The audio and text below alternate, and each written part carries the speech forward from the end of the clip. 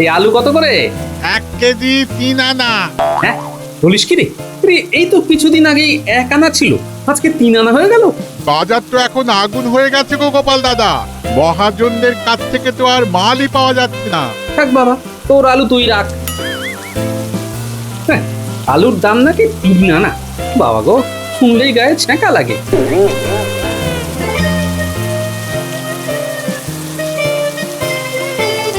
আরে গোপাল দাদা যে এই কতদিন পরে এলে, বলো বলো এই কি কি লাগবে বলো। এই আমাকে 4 কিলো চাল দাও দেখি। 4 কিলো চাল? আচ্ছা, দাঁড়াও দাঁড়াও দিচ্ছি।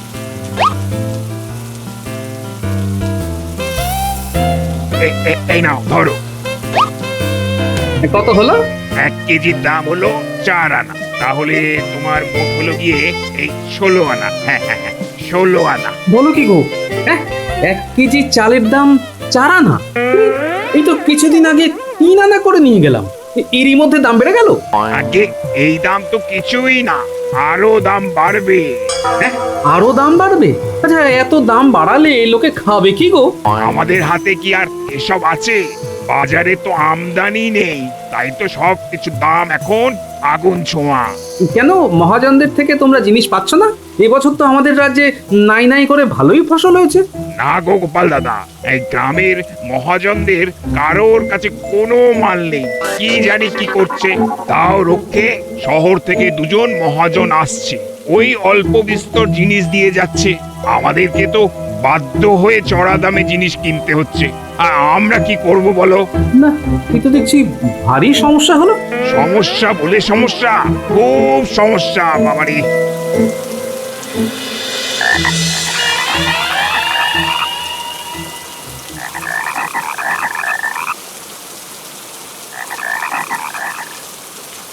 জিনিসপত্রের এত দাম, কিভাবে চলবে কে জানে। একেই তো এই বৃষ্টি, হাতে কোনো কাজ কর্ম নেই, আর দিন দিন জিনিসপত্রের দাম বেড়েই চলেছে, বেড়েই চলেছে। যা বলেছো, এইবার তো মনে হয় না খেয়েই থাকতে হবে।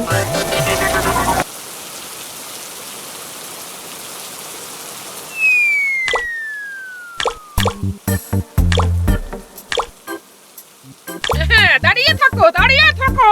ওই গামলা ধরে সারাটা দিন দাঁড়িয়ে থাকো। বলি তখন বই বই করে বলেছিলাম ঘরের চালটা সারাই করো, সারাই করো, কিন্তু না, আমার কথা শোনে কে? দাঁড়িয়ে থাকো। আরে বাবা, ঘরের চাল সারাই করা কি আর মুখের কথা? কত খরচা বলো তো? আর এইরকম সপ্তাহখানেকের ধরে বৃষ্টি হলে ওই চাল সারাই করেও কোনো লাভ হতো না গিন্নি। ঠিক ফাঁক ফুক দিয়ে জল পড়তো, সে কি আর পাকা বাড়ি? ঠিক আছে, ঠিক আছে, তুমি ওই গামলাখানা আমাকে দাও দেখি, আর বাজারের দিকে যাও। ঘরে তো আনাজপাতি কিছু নেই, এদিকে চালও বাড়ন্ত। বলি রান্নাটা হবে কি দিয়ে? এই তো চাল আনলাম, এর মধ্যেই চাল শেষ। না না না না, আমি বাপের বাড়িতে বস্তা ভরে পাঠিয়ে দিয়েছি। হ্যাঁ, আচ্ছা, সোজা কথার সোজা উত্তর দিতে পারো না? হ্যাঁ, উত্তরটাই তো ব্যাকা, তাহলে সোজা উত্তর দেব কিভাবে? উফ বাবা, ঘাট হয়েছে আমার, আর বলবো না। এ নাও গামলাটা ধরো, আমি তাহলে বাজারের দিকে যাই।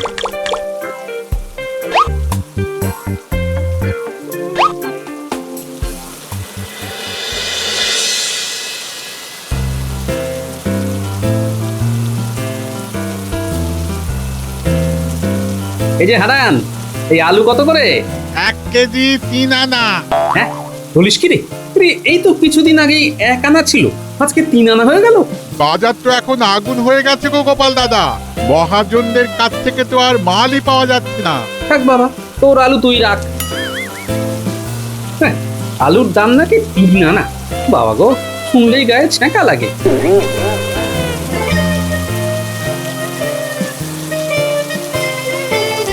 আরে গোপাল দাদা যে এই কতদিন পরে এলে, বলো বলো এই কি কি লাগবে বলো। এই আমাকে 4 কিলো চাল দাও দেখি। 4 কিলো চাল? আচ্ছা, দাঁড়াও দাঁড়াও দিচ্ছি।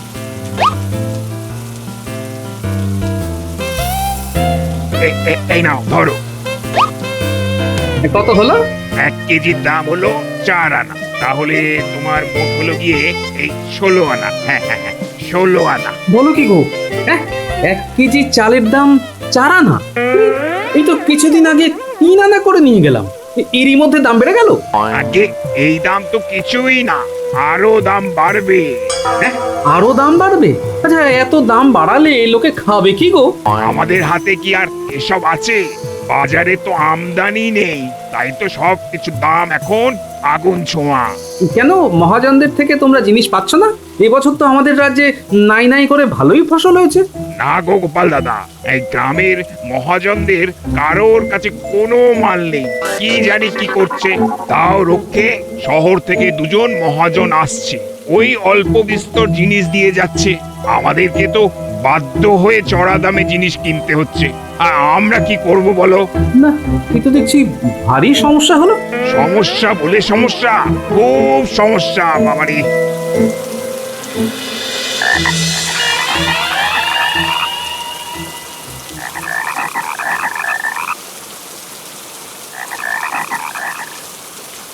জিনিসপত্রের এত দাম, কিভাবে চলবে কে জানে।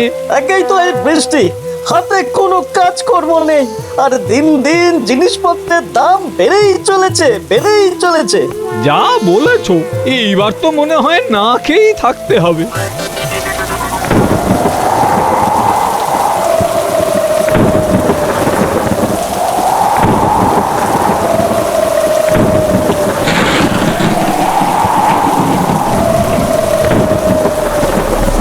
চলো গিন্নি, চলো, আর দাঁড়িয়ে থেকো না। যা ঝড় উঠেছে, ঘরের চাল না মাথার উপর ভেঙে পড়ে। গো, আমরা চলে গেলে ঘর বাড়ির কি হবে গো? আরে প্রাণে বাঁচলে পরে ঘর বাড়ির কথা চিন্তা করা যাবে, আগে প্রাণটা তো বাঁচাই। না না না না না, চলো চলো চলো। বাবা গো, কি কি ঝড় উঠেছে গো! রাজ্যের কথা ভেবে আমার খুব চিন্তা হচ্ছে মহারাজ। হ্যাঁ গো রানী, যে সাংঘাতিক ঝড় উঠেছে, সবকিছু তো মনে হচ্ছে একেবারে ধূলিসাৎ করে দেবে। কাল সকালবেলায় আমি প্রজাদের সাথে দেখা করতে যাব। হ্যাঁ মহারাজ, প্রজাদের এই বিপদে আপনার পাশে থাকা উচিত।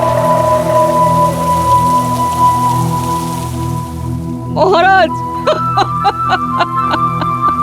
মহারাজ, মহারাজ, আমাদের সব শেষ হয়ে গেল মহারাজ, আমাদের আমাদের সব শেষ হয়ে গেল। আপনি একটা কিছু করুন মহারাজ, আপনি একটা কিছু করুন। আমাদের যে ভিটে মাটি সব শেষ হয়ে গেছে, সব শেষ হয়ে গেছে। আহা, তোমরা কেঁদো না, কেঁদো না। তোমাদের সাহায্য করব, সেজন্যই তো এসেছি। মহারাজ, একটু বুঝে শুনে সাহায্য করবেন। কিছু কিছু লোক কিন্তু সাহায্য পাওয়ার আশায় ইচ্ছে করে এখানে দাঁড়িয়ে আছে। ইচ্ছে করে দাঁড়িয়ে আছে? কে কে ইচ্ছে করে দাঁড়িয়ে আছে? এই যে গোপাল, ওর আবার কিসের সাহায্য প্রয়োজন? মন্ত্রী মশাই, একটু বুঝে শুনে কথা বলুন। এখানে সবার মতো আমারও বাড়ির চাল ভেঙে পড়েছে। আপনি হয়তো ভুলে যাচ্ছেন, আপনার মতো আমি পাকা দালান বাড়িতে থাকি। হ্যাঁ, তো থাকো না কেন? এতদিন যাবত রাজবাড়িতে চাকরি করছো, এখনো একটা পাকা ঘর বানাতে পারলে না? কি করো টাকা পয়সা?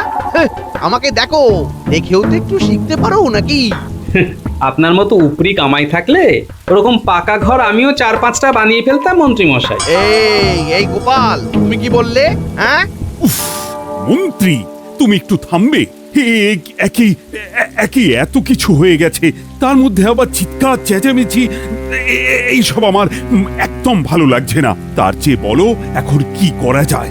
কি করে এই মানুষগুলোকে বিপদ থেকে উদ্ধার করা যায়? কি আর করবে? একটু চাল, একটু গম দিয়ে বিদায় করুন সবাইকে। আপনি কি সবার ঠেকা নিয়ে রেখেছেন নাকি?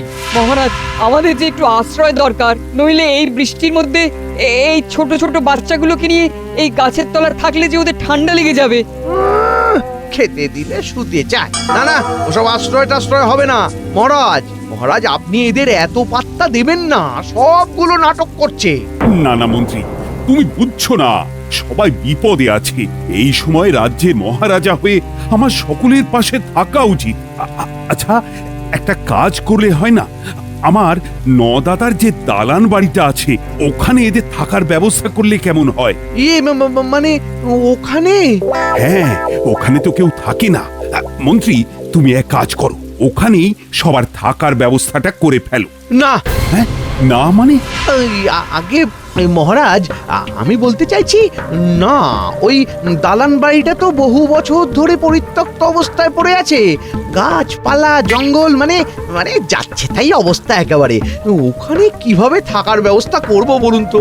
ওহ, গাছপালা তো হবেই, সে ৩-৪ জন লোক দিয়ে পরিষ্কার করিয়ে নিলেই হলো। হ্যাঁ মহারাজ, সেটা করলে সবার বড় উপকার হয়। এই মরেছে। তোমার উপকারের কথা ভাবলে তো শুধু হবে না মহারাজ। এই ঝড় বাদলের দিনে আমি ওই দালান বাড়ি পরিষ্কার করাবো কিভাবে বলুন তো? আরে লোকই তো পাওয়া যাবে না। ইয়ে মানে কাউকেই কি পাওয়া যাবে না?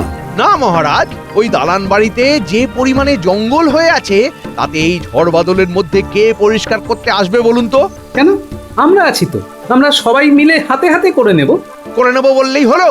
জানো কত দিন হয়ে গেল ওই দালান বাড়ি পরিষ্কার করা হয় না। তার মধ্যে এখন বর্ষাকাল, কোথায় কি সাপ খোপ পোকা মাকড় লুকিয়ে থাকবে বলা যায়? হ্যাঁ না না না, এটা তো ঠিক কথা।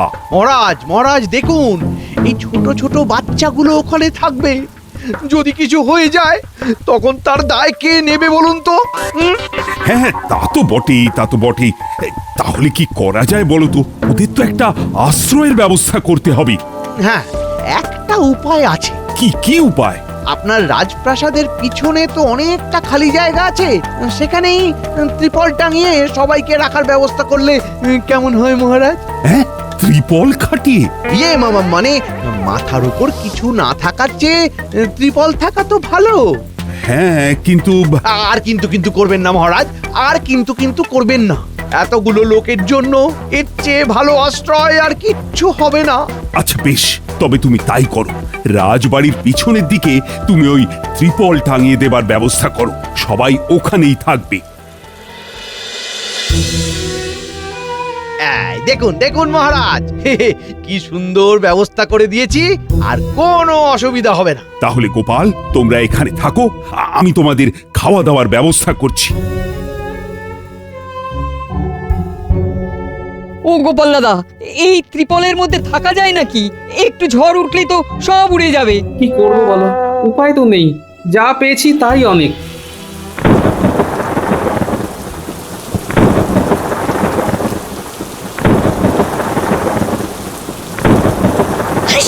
সর্দি টানছে। ও গোপাল দাদা, জলে তো পুরো ভরে যাচ্ছে, বাচ্চাগুলো সর্দিতে ফ্যাচ ফ্যাচ করছে। এইভাবে থাকা যায়? তুমি বলো। না না, সত্যি তো, এইভাবে থাকা যায় নাকি? এইভাবে থাকলে তো সবার শরীর খারাপ হয়ে পড়বে। আচ্ছা আচ্ছা, তোমরা চিন্তা করো না, বুঝলে? আমি মহারাজকে এক্ষুনি ব্যাপারটা জানাচ্ছি। মহারাজ আমাদের কষ্টটা ঠিক বুঝতে পারবেন। বাইরে তো বৃষ্টি পড়ছে গো, এর মধ্যে তুমি যাবে কিভাবে? হ্যাঁ, ও আমি ঠিক চলে যাব, তোমরা সবাই এখানে থাকো, বুঝলে?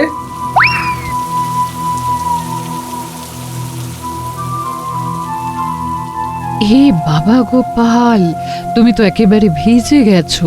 আমার কথা ছাড়ুন রানীমা, বাচ্চাগুলো ভিজে একেবারে একাকার অবস্থা, সর্দিতে একেবারে প্যাচ প্যাচ করছে। আপনি বলুন তো, কিভাবে থাকা যায়? আহারে, না না না না, একদম না মহারাজ, আপনি কিছু একটা করুন। কি করি বলো তো? এতগুলো লোক, সবাইকে কোথায় রাখি? কেন মহারাজ, আপনার দাদার ওই যে বাগান বাড়িটা আছে, ওটা তো ফাঁকাই পড়ে আছে, ওখানেই থাকার ব্যবস্থা করুন না। হ্যাঁ, আমি তো ওই বাড়িটার কথাই বলেছিলাম, কিন্তু মন্ত্রী বলল সেখানে নাকি ঝোপঝাড়ে ভরে আছে, তাই ওখানে নাকি থাকা যাবে না। আমরা সবাই মিলে পরিষ্কার করে নেব, আপনি শুধু অনুমতি দিন। তোমরা পারবে? না মানে মন্ত্রী বলছিল সাক্ষ্য কোথায় কি আছে। কিচ্ছু হবে না মহারাজ, এই ঝড় বৃষ্টির মধ্যে ত্রিপলের নিচে থাকার চেয়ে একটু সাহস জুগিয়ে যদি দালান বাড়িটা পরিষ্কার করে ফেলতে পারি। আচ্ছা বেশ বেশ বেশ, তুমি যখন বলছো তখন তাহলে কাল সকাল সকাল একজন সেপাই নিয়ে গিয়ে আগে দেখে এসো কতটা কি জঙ্গল হয়েছে, তারপর না হয় অবস্থা বুঝে ব্যবস্থা করা যাবে। ধন্যবাদ মহারাজ। শোন, আর দেরি করা ঠিক হবে না। দালান বাড়ির ওপর কিন্তু নজর পড়েছে, কালকে সকালের মধ্যেই আমাদের কিন্তু সব জিনিস সরিয়ে ফেলতে হবে। আপনি কিচ্ছু চিন্তা করবেন না, আপনি আগে আগে চলে যাবেন, আমরা কিছুক্ষণ পরে ওখানে পৌঁছে যাব।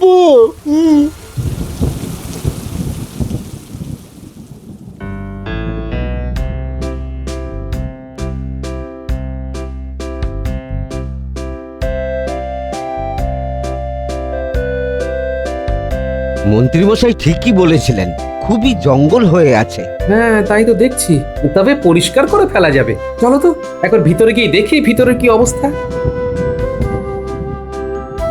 নাও নাও, এইবার মহারাজ যে চাবিটা দিয়েছে সেটা দিয়ে তালাটা খোলো দেখি। বাবা গো, আকাশটা একেবারে কালো হয়ে এসেছে, এক্ষুনি মনে হচ্ছে বৃষ্টি নামবে। নাও নাও নাও নাও নাও, তাড়াতাড়ি খোলো। কি ব্যাপার, তালাটা খুলছে না কেন? হ্যাঁ, আরে বলো কি গো, খুলছে না? তবে আর বলছি কি। কই দেখি দেখি দেখি, আমাকে দাও দেখি।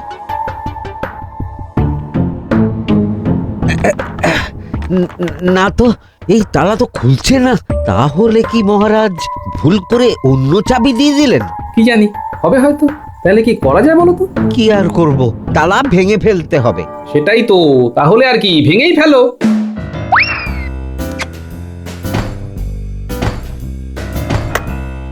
এই তো ভেঙে গেছে। বাইরের যে অবস্থা হয়ে আছে, ভেতরের অবস্থা মনে হয় আরো খারাপ হবে।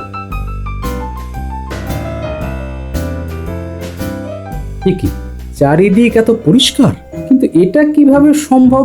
বাইরের যে অবস্থা দেখলাম তাতে তো ভেতরে এত পরিষ্কার হওয়ার কথা নয়। আমিও তো সেটাই ভাবছি গোপাল দাদা, এতটা পরিষ্কার থাকার তো কথা নয়। এই দালান বাড়ি তো প্রায় অনেক দিনই হয়ে গেল ব্যবহার হয় না। তবে কি এই দালান বাড়িতে কেউ আসে? গোপাল দাদা, হ্যাঁ, ওই যে একটা ঘর, ওই ঘরে সবার থাকার ব্যবস্থাটা করতে হবে। কিন্তু ওই ঘরেও তো দেখছি তালা দেওয়া।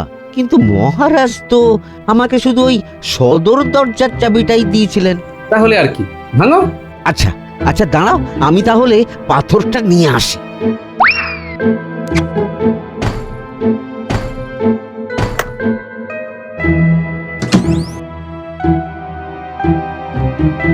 হ্যাঁ, এ কি, এই এত শস্য এখানে কিভাবে এলো? তার মানে আমার সন্দেহটাই ঠিক। এই দালান বাড়িটা কেউ নিজের দখলে রেখে এখান থেকে কালোবাজারি করছে, আর তালাগুলো পাল্টে ফেলেছে যাতে কেউ প্রবেশ করতে না পারে। কিন্তু কে সে? কে? গোপাল দাদা, চলো চলো চলো, তাড়াতাড়ি এই মহারাজকে গিয়ে সব কথা বলি। হ্যাঁ হ্যাঁ হ্যাঁ, তাই চলো। কারোর একটা পায়ের শব্দ না?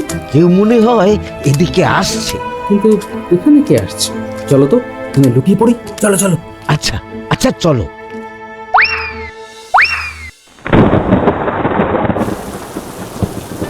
এই রে, আবার বৃষ্টি পড়তে শুরু করেছে। আরে, এ তো মন্ত্রী মশাই। চুপ করে যা হচ্ছে দেখে যান।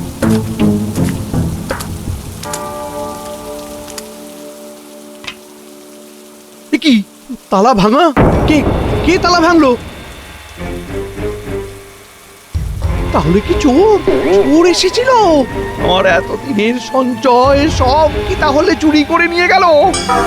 বাবা রে, তাহলে তাহলে আমার কি হবে? হ্যাঁ, কি এই ঘরের তালাটাও তো ভাঙা দেখছি। কত কষ্ট করে আগের তালাগুলো বদলে নতুন তালা লাগালাম, সেগুলো ভেঙে ফেললো। গেল গেল গেল, কপালটা মনে হয় আমার গেল।